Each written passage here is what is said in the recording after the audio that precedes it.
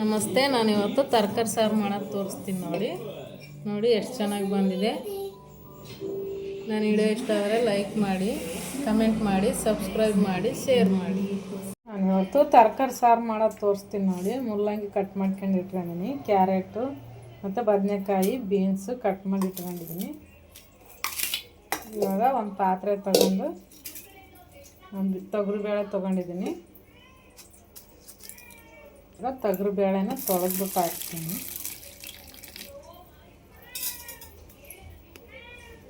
ಇವಾಗ ಪಾತ್ರೆಗೆ ನೀರು ಹಾಕ್ಕೊಂತೀನಿ. ಬೇಳೆನ ಹಾಕ್ತಾಯಿದ್ದೀನಿ.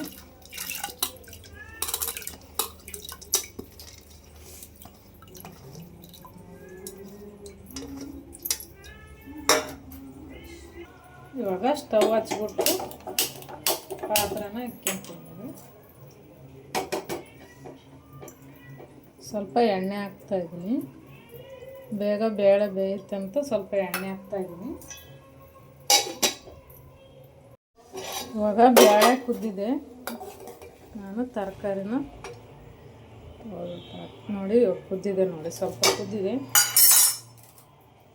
ತರಕಾರಿನ ಹಾಕ್ತೀನಿ. ನೋಡಿ ತೊಳೆದ್ಬಿಟ್ಟು ತೊಗೊಂಡಿದ್ದೀನಿ ತರಕಾರಿನ.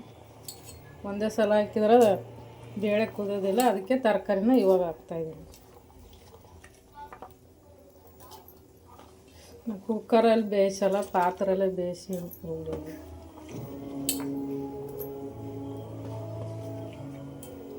ನೋಡಿ ತರಕಾರಿ ಎಲ್ಲ ಹಾಕಿದೆ.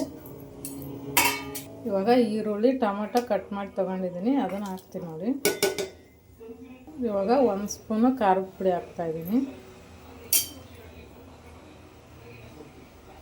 ಅರಿಶಿಣ ಹಾಕ್ತಾಯಿದ್ದೀನಿ. ನೋಡಿ ಇವಾಗ ಉಪ್ಪು ಹಾಕ್ತಾಯಿದ್ದೀನಿ 1 ಸ್ಪೂನ್. ಇವಾಗ ಮುಚ್ಚಿಬಿಟ್ಟು ಬೇಯಿಸ್ಕೊತೀನಿ. ಇವಾಗ ತರಕಾರಿ ಎಲ್ಲ ಬೇಯಿದೆ ನೋಡೋಣ.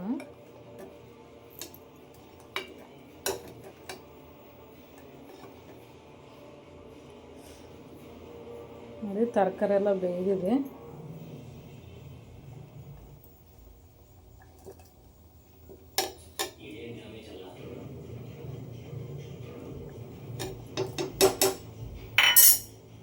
ಇವಾಗ ಇದು ಆಟದ ಸಾರನ್ನು ಇದಕ್ಕೆ ಹಾಕ್ಕೊಂತೀವಿ. ನಾವು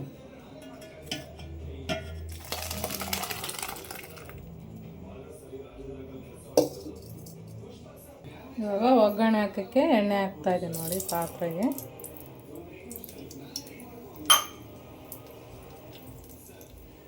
ಜೀರಿಗೆ ಹಾಕ್ತಾಯಿದ್ದೀನಿ. ಸಾಸಿವೆ ಹಾಕ್ತೀನಿ. ಇವಾಗ ಹಸಿಮೆಣ್ಸಿನ್ಕಾಯಿ ಹಾಕ್ತೀನಿ. ಕರಿಬೇವಿನ ಸೊಪ್ಪು ಹಾಕ್ತೀನಿ.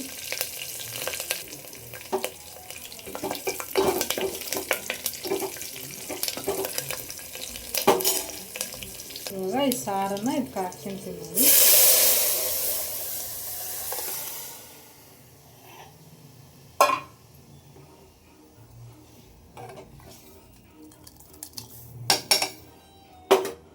ಇವಾಗ ಇದಕ್ಕೆ 1 ಸ್ಪೂನು ಸಾಂಬಾರು ಪುಡಿ ಹಾಕ್ತಾಯಿದ್ದೀನಿ.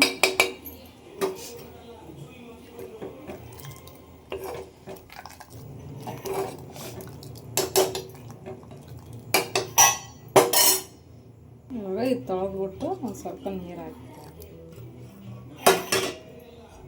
ಇವಾಗ ಮುಚ್ಚಿಬಿಟ್ಟು ಒಂದು 5 ನಿಮಿಷ ಬೇಯಿಸ್ಕೊಂತೀನಿ. ನೋಡಿ ಇವಾಗ ಸಾರೆಲ್ಲ ಆಗಿದೆ.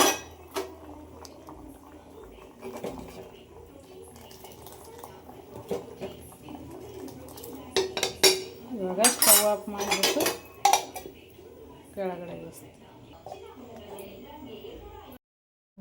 ನೋಡಿ ಸಾರು ರೆಡಿಯಾಗಿದೆ. ನಾನು ಒಂದು ಬೌಲ್ ತೊಗೊಂಡಿದ್ದೀನಿ, ಅದಕ್ಕೆ ಸರ್ವ್ ಮಾಡ್ತೀನಿ.